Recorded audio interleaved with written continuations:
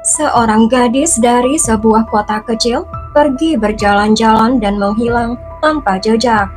Orang tuanya menjadi panik dan menelpon polisi, dan apa yang terjadi berikutnya memicu kemarahan di lingkungan masyarakat yang erat. Misteri ini tidak terpecahkan selama hampir 30 tahun, dan baru-baru ini detektif mengungkap kebenarannya dengan cara yang tidak terduga. Hai semua, apa kabar? Semoga kalian selalu sehat dan bahagia ya. Sebelum lanjut, silakan tekan tombol subscribe, like, dan tekan juga tombol loncengnya supaya tahu setiap saya upload video baru.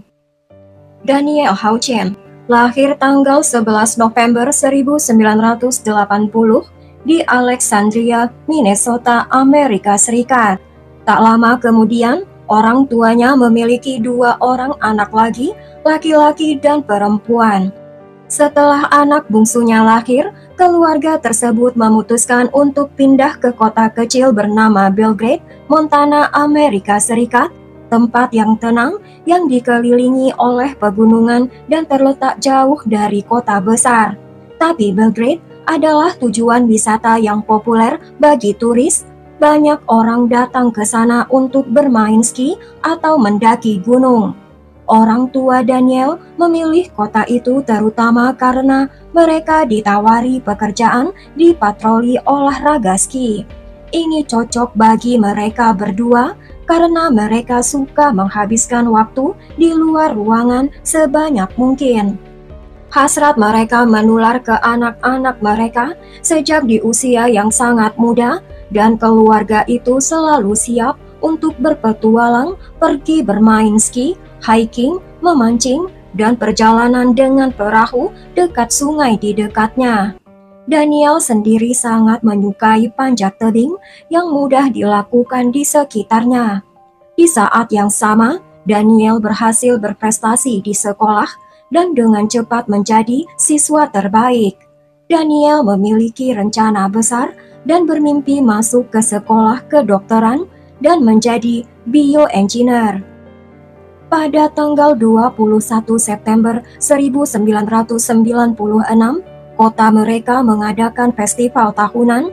Orang-orang berkumpul di jalan, mendengarkan musik, menonton pertunjukan.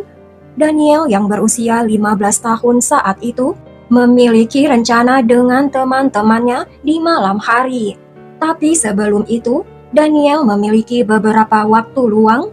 Daripada menunggu di rumah, Daniel memutuskan untuk pergi berjalan-jalan di sepanjang jalan setapak yang terletak di dekat sungai di luar kota. Ibunya meminta Daniel kembali jam 2 siang dan memberikan Daniel jam tangan milik ibunya karena Daniel tidak memiliki jam tangannya sendiri. Daniel mengambil sebotol air dan keluar sekitar jam 11:30 siang dan berjanji akan kembali tepat waktu. Tetapi pukul 2 telah berlalu dan Daniel masih belum kembali. Ibunya mulai khawatir, terutama karena keluarga mereka sedang menunggu tamu. Ibu Daniel berpikir bahwa Daniel mungkin tersesat. Ibunya memutuskan untuk menyusuri jalan setapak untuk membawa Daniel pulang. Ibu Daniel membawa seorang temannya dan mereka berkendara ke tempat parkir dan berpikir di mana mereka akan memulai menyusuri jalan setapak. Hal pertama yang mereka perhatikan adalah mobil truk pick-up putih milik Daniel. Meskipun Daniel masih 15 tahun dan secara teknis tidak diperbolehkan mengemudi tanpa orang dewasa, namun orang tuanya kadang-kadang mengizinkan Daniel menggunakan mobil itu. Itu adalah kota kecil dan tenang dengan lalu lintas yang sedikit, dan Daniel telah menjadi pengemudi yang cukup baik. Ibu Daniel melihat pintu truk itu tidak terkunci, tapi Daniel tidak terlihat dimanapun. Ibu Daniel dan temannya mulai berjalan di sepanjang jalan setapak menuju sungai, tetapi tidak jauh kemudian, ketika mereka melihat kunci mobil Daniel dan botolnya tergeletak di tanah. Ibu Daniel semakin khawatir dan mulai memanggil Daniel. Ketika tidak ada tanda-tanda dari Daniel, ibu Daniel tidak membuang waktu dan langsung menghubungi pihak berwenang untuk meminta bantuan. Karena wanita itu tidak memiliki ponsel, maka ibu Daniel segera berkendara ke kantor polisi. Sekitar 1 jam kemudian, tim pencari tiba di jalan setapak itu. Pencari menyisir jalan setapak dan hutan sekitarnya, memeriksa tepi sungai, tetapi mereka tidak dapat menemukan jejak Daniel. Saat malam tiba dan suhu turun mendekati titik beku, tim penyelamat memutuskan untuk menghentikan pencarian hingga pagi hari. Namun keluarga Daniel menolak untuk pulang. Mereka terus mencari Daniel bersama teman-teman keluarga dan penduduk lokal yang terbagi dalam kelompok dan menyebar untuk meliput pencarian wilayah yang lebih luas. Di salah satu kelompok itu, ada seorang pria dan 2 anak laki-lakinya yang berteman dengan saudara perempuan Daniel. Mereka menuju ke daerah berhutan di tepi sungai menggunakan cahaya senter untuk memandu jalan mereka. Beberapa meter dari tempat parkir, mereka melihat sesuatu yang aneh di dalam air dan mereka mendekat untuk memeriksa. Dengan menyoroti senter mereka ke dalam sungai, mereka menyadari itu adalah jasad Daniel, terletak di dekat tepi sungai dengan air dengan kedalaman beberapa meter. Pria itu segera tahu Daniel telah meninggal dan dia berlari ke mobilnya untuk memberitahu polisi. Dalam perjalanannya ke kantor polisi, pria itu melihat ayah Daniel dan menyampaikan berita memilukan itu kepadanya. Polisi memeriksa tempat kejadian dan menyerahkan tubuh Daniel kepada pemeriksa medis dan butuh beberapa hari untuk pemeriksaan yang tepat dalam menentukan penyebab kematian. Namun Sheriff dengan cepat mengumumkan bahwa itu tampaknya kecelakaan. Tidak ada luka yang terlihat atau tanda-tanda kejahatan. Jadi polisi awalnya percaya bahwa Daniel mungkin saja terjatuh ke dalam sungai dan tenggelam. Keluarga Daniel hancur oleh berita kematiannya dan tidak dapat percaya. Karena sejak usia lebih muda, Daniel telah menghabiskan banyak waktu di luar. Daniel sangat akrab dengan alam dan Daniel tahu jalan setapak di sepanjang sungai dengan baik. Orang tuanya juga tidak mengerti bagaimana Daniel bisa tenggelam di tempat air sungai dangkal seperti itu. Sheriff masih tetap dengan versinya dan tidak segera memulai penyelidikan. Tapi semuanya berubah ketika pemeriksa medis merilis laporan. Mereka menemukan Daniel memiliki banyak goresan dan memar. Tampak seperti luka pertahanan. Tampaknya Daniel telah melawan seseorang. Pemeriksa medis juga mencatat celana dalam Daniel telah ditarik ke bawah. Para ahli merasa sulit untuk percaya bagaimana ini bisa terjadi bila ini dinyatakan sebagai kecelakaan. Lebih jauh lagi, pemeriksa medis menyatakan Daniel telah diserang dengan licik dan menemukan sampel biologis dari pria tidak dikenal di celana dalam Daniel. Penyebab kematiannya, pemeriksa setuju bahwa Daniel telah tenggelam. Tampaknya seseorang telah menahan Daniel di bawah air. Pemeriksa medis memperhatikan bahwa jam tangan Daniel yang seharusnya ada di pergelangan tangannya ditemukan di dekat sikunya. Para ahli menyatakan mungkin pelaku telah menarik Daniel di lengannya, menyebabkan jam tangan itu turun ke siku ketika pelaku menarik Daniel ke arah sungai. Meskipun temuan ini untuk beberapa alasan, pemeriksa medis masih mencantumkan bahwa penyebab kematiannya sebagai tidak bisa ditentukan. Sementara pemeriksa yakin bahwa Daniel telah tenggelam, mereka tidak menemukan cukup bukti yang kuat yang membuktikan itu adalah pembunuhan yang disengaja. Karena ini, polisi tidak memulai penyelidikan penuh dengan alasan polisi masih belum yakin tentang apa yang sebenarnya terjadi pada Daniel. Polisi masih mencoba mengumpulkan lebih banyak rincian. Ketika ahli forensik memeriksa pakaian Daniel, mereka menemukan 4 rambut di celana dalam Daniel yang juga milik pria tidak dikenal. Ahli forensik percaya ini adalah rambut lengan dan berhasil mengekstrak sampel DNA parsial. Namun FBI belum memiliki database DNA nasional saat itu. Satu-satunya yang dapat dikonfirmasikan ahli adalah rambut dan sampel biologis di celana dalam Daniel berasal dari orang yang sama. Polisi juga memeriksa lagi daerah itu di mana jasad Daniel ditemukan, dan ditemukan jejak sepatu boot pria di tanah, walaupun ahli tidak dapat memastikan apakah itu terhubung dengan kasus ini. Penyidik sudah memeriksa beberapa tersangka potensial yang mungkin terlibat, namun tidak dapat menghubungkannya dengan kejahatan.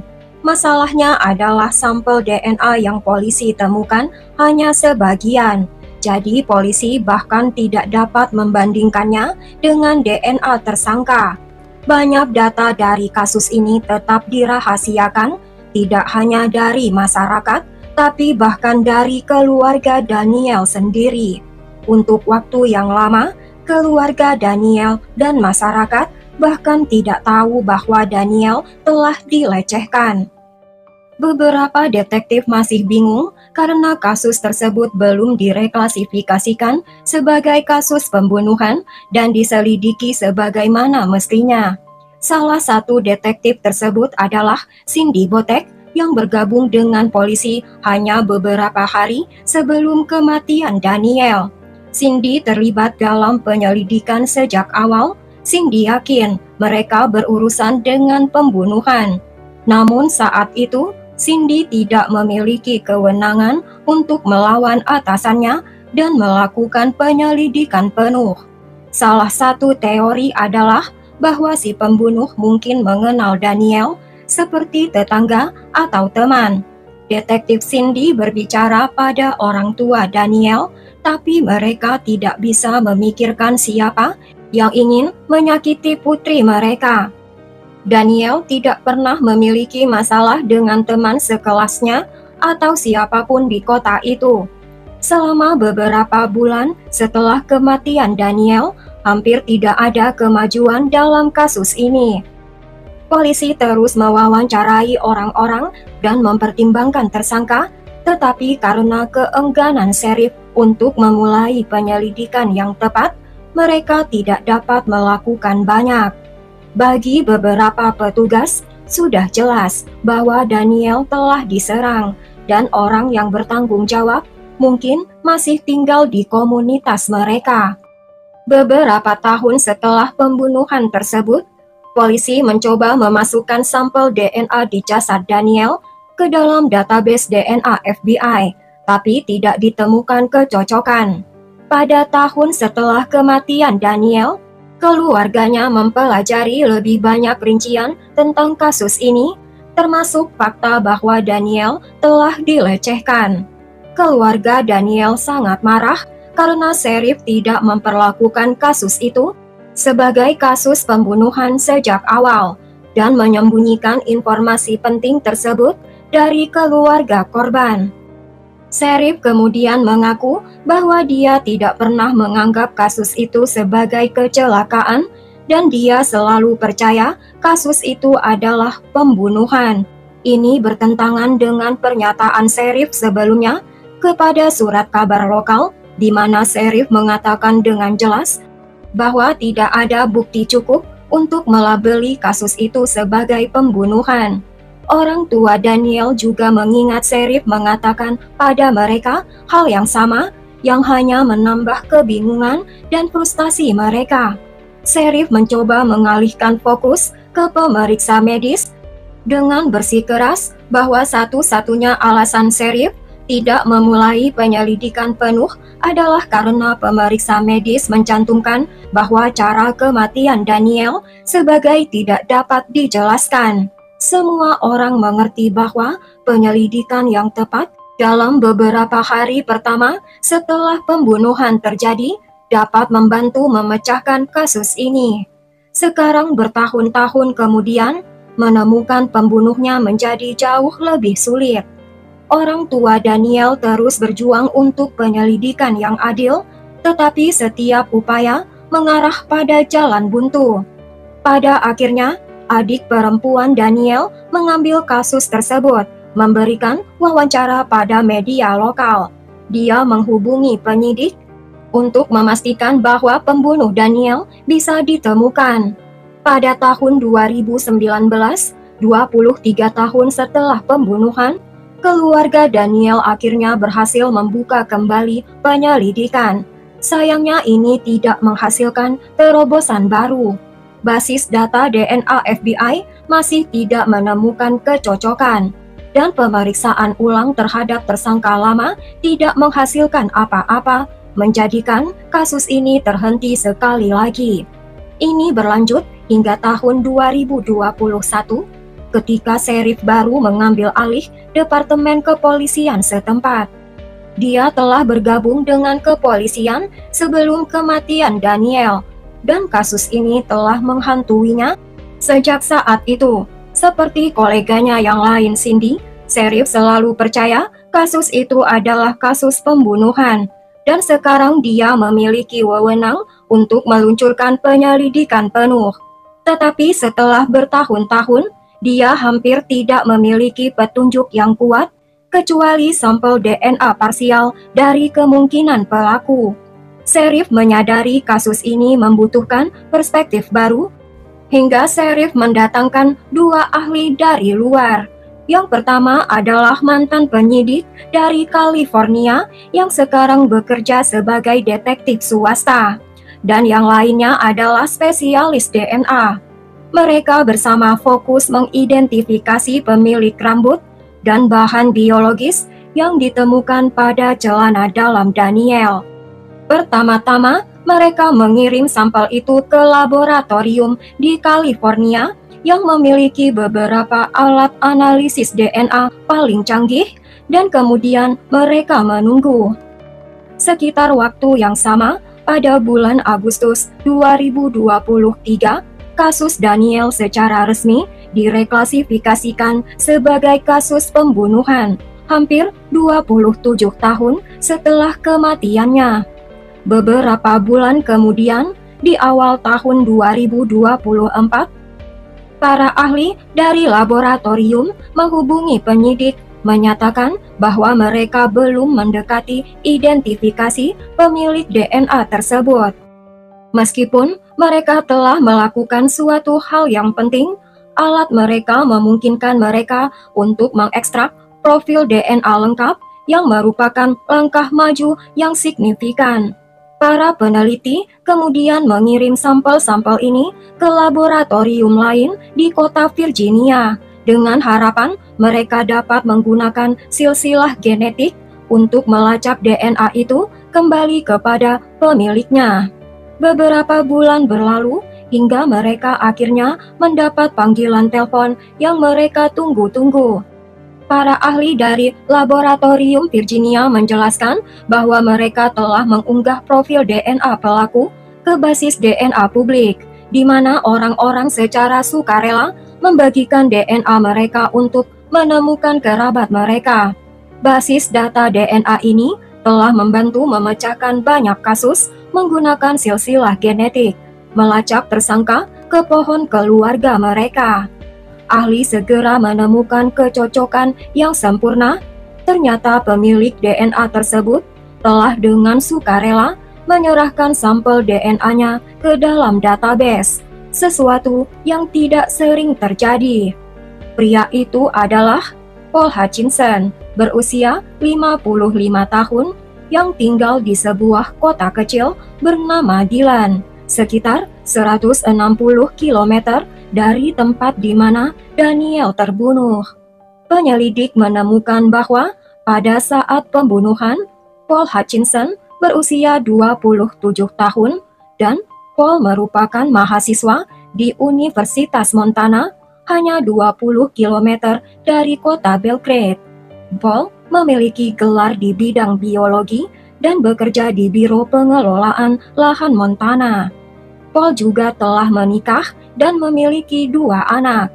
Paul tidak memiliki catatan kriminal, bahkan tidak ada pelanggaran sedikit pun. Sekarang polisi telah mengidentifikasi tersangka dan polisi perlu mendapatkan sampel DNA langsung dari Paul. Pada tanggal 23 Juli 2024, polisi pergi ke tempat kerja Paul untuk berbicara dengannya. Ketika polisi tiba di gedung itu, polisi melihat Paul berdiri di luar gedung dengan rekan kerjanya.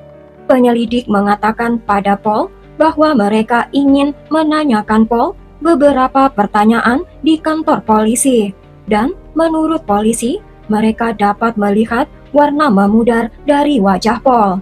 Namun, Paul setuju untuk diinterogasi. Detektif memulai dengan menanyakan tentang kasus-kasus lain yang belum terpecahkan di daerah tersebut. Paul tetap cukup tenang awalnya, tetapi semuanya berubah ketika detektif menunjukkan foto Daniel kepada Paul.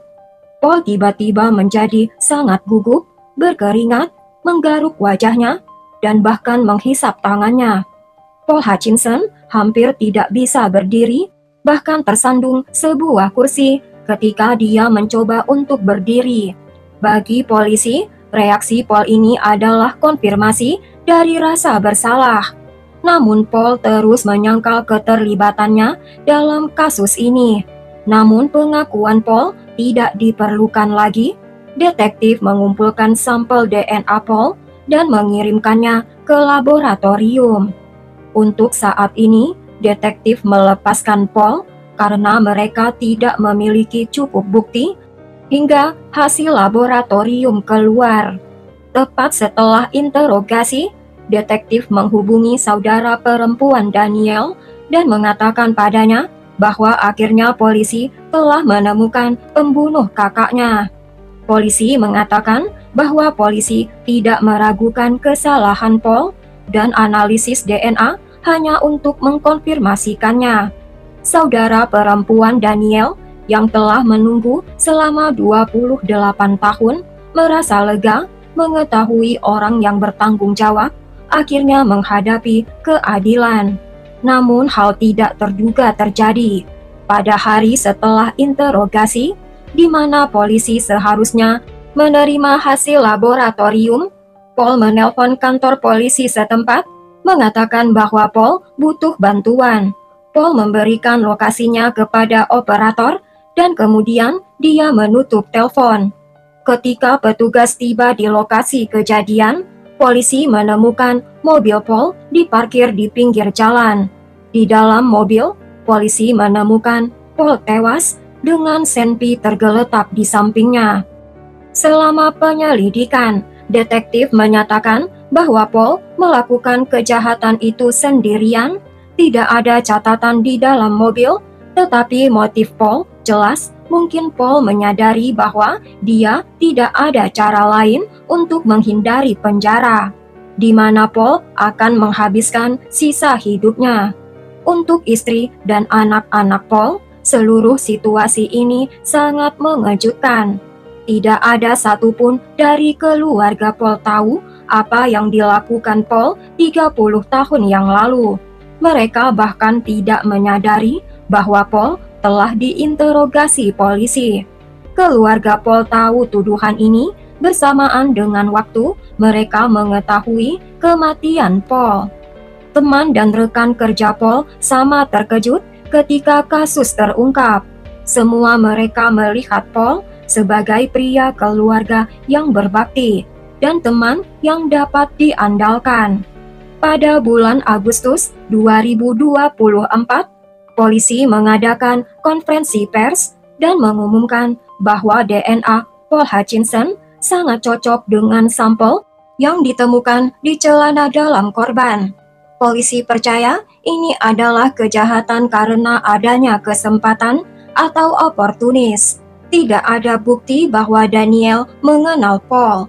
Kemungkinan Daniel berpapasan dengan Paul di dekat jalan setapak, dan Paul memutuskan untuk melecehkan Daniel dan menghabisinya untuk meyakinkan bahwa korban tidak bisa mengidentifikasi pelaku.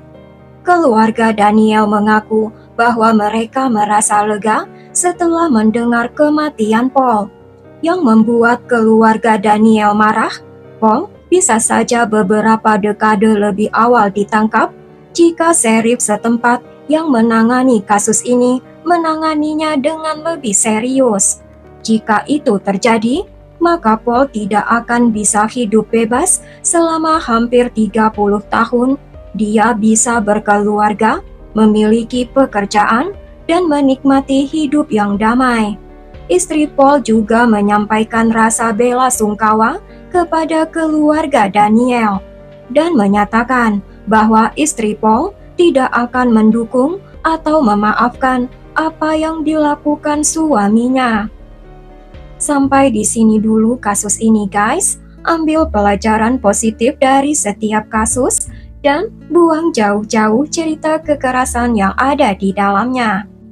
Dari sisi korban, kita mengambil pelajaran untuk tidak bepergian ke tempat sepi sendirian. Bila suka ceritanya, silahkan tekan tombol like, subscribe, dan tekan juga tombol loncengnya untuk cerita yang lain.